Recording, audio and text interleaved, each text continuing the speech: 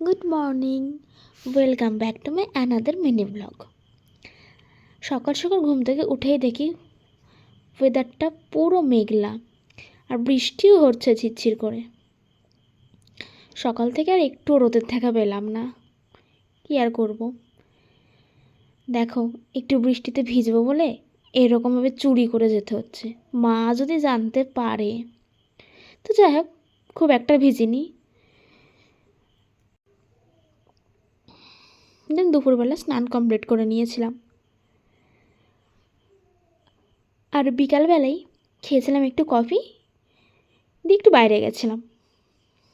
দেখো, বাড়ি ফেরার পথে আকাশটা এত সুন্দর লাগছিল না, দারুণ লাগছিল।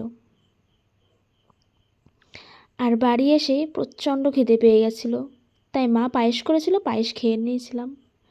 আর সাডেন একটা প্ল্যান হলো যে আমরা এক জায়গায় যাব। আজকে আমার বৌদির জন্মদিন, সেটার জন্যই মামা বাড়ি যাব, সারপ্রাইজ দেবো বৌদিকে। আর এই দেখো, আমাদের রাস্তাটা এতটা সুন্দর না, কি আর বলবো। গেলাম তো থপ করে কাদার মধ্যে পা, আবার বাড়ি ফিরে পাটা ধুয়ে বেরিয়ে পড়লাম। আমরা যখন যাচ্ছিলাম তখন ওই ঝিরঝির করে বৃষ্টি পড়ছিল। দেন যাওয়ার সময় আমরা বৌদির জন্য কেক নিয়ে নিয়েছিলাম দোকান থেকে, যেহেতু আজকে আমি কেক বানানোর একটুও সময় পাইনি।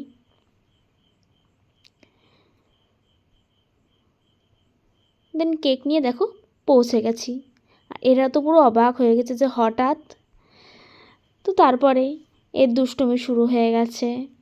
এদিকে আর একটা দেখো, একে তো পুরো চটকে ফেলেছি আমি। আর দেখি যে আর এক বৌদি এদিকে রান্নার তোড়জোড় শুরু করে দিয়েছে। তারপর কিছু হালকা কিছু খেয়ে নিলাম আমরা, মুড়ি, চা। আর ওইদিকে মাংস হচ্ছিল, আমি এক পিস কষা মাংস খেয়েছিলাম। আর তারপরে আমি সব রেডি করে ফেলি কেক কাটার জন্য। আর এই দেখো, এই কেকটা আমরা নিয়েছিলাম, সুন্দর ছিল বেশ। তারপর সব কেক কাটিং করে নিল, কেক খাওয়ানো হলো।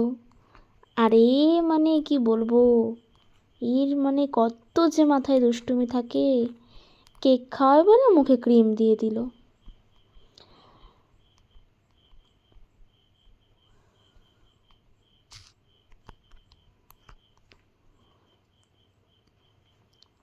যেহেতু আমাদের সাডেন প্ল্যান হয়েছিল যে বৌদিকে সারপ্রাইজ দেবো, তাই আর কাউকেই বলা হয়নি।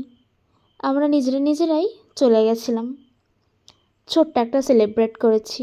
সব শেষে আমি তো পুরো ক্লান্ত হয়ে গেছি, একটু ভালো লাগছিল না। তারপর রাতে ডিনার কমপ্লিট করে আমরা বাড়ি ফিরেছিলাম।